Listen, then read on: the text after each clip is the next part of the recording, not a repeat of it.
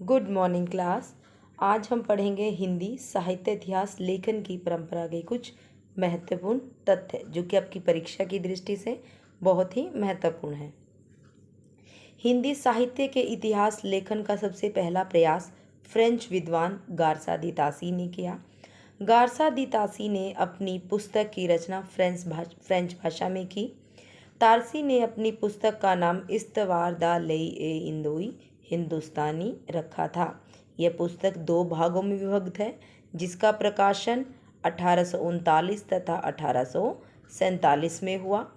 यह ग्रंथ great Britain और आयरलैंड की प्राच्य साहित्य अनुवादक समिति की ओर से पेरिस में क्या किया गया था? मुद्रित किया गया।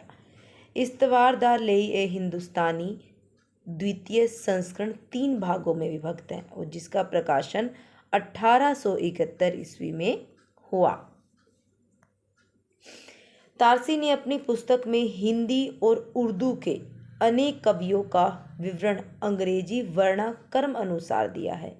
गारसा दी तासी के ग्रंथ में कुल 738 कवि हैं, जिनमें हिंदी के कितने कवि हैं? 72 तथा शेष कवि उर्दू के हैं। हिंदी साहित्य इतिहास लेखन की परंपरा में हिंदी भाषा में लिखा गया प्रथम ग्रंथ श्री महेश दत्त शुक्ल द्वारा रचित भाषा काव्य संग्रह है। जॉर्ज ग्रीशन द्वारा रचित the modern vernacular literature of Hindustan को सच्चे अर्थों में हिंदी साहित्य का पहला इतिहास माना जाता है। ग्रियर्सन ने अपने ग्रंथ में 952 कवियों को शामिल किया है। आगे है, मिश्र बंधुओं ने मिश्र बंधु विनोद नामक इतिहास ग्रंथ की रचना की। मिश्र बंधु विनोद 4 भागों में विभक्त है, जिसके प्रथम भाग का प्रकाशन 1913 में तथा चौथे भाग का प्रकाशन 1934 में हुआ। अब आगे क्या है? हिंदी साहित्य इतिहास संबंधी कुछ महत्वपूर्ण ग्रंथ तथा उनके रचनाकार हैं। अब हिंदी काव्यधारा की रचना किसने की है? राहुल सांकृत्यायन ने। हिंदी साहित्य का इतिहास डॉक्टर नगेंद्र। हिंदी साहित्य का वैज्ञानिक इतिहास डॉक्टर गणपति चंद्र शुक्ल ने किया है।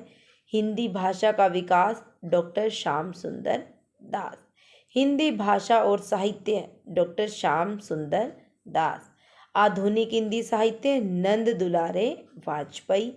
और हिंदी भाषा का उद्भव और विकास उदय नारायण तिवारी।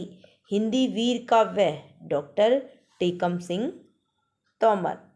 वीडियो को ध्यान से देखना है, नोट करने हैं अपनी नोटबुक में। जो भी महत्वपूर्ण बातें आपको बताई गई हैं, ये आपकी परीक्षा की दृष्टि से बहुत ही महत्वपूर्ण रोचक तथ्य हैं। Okay, bye class.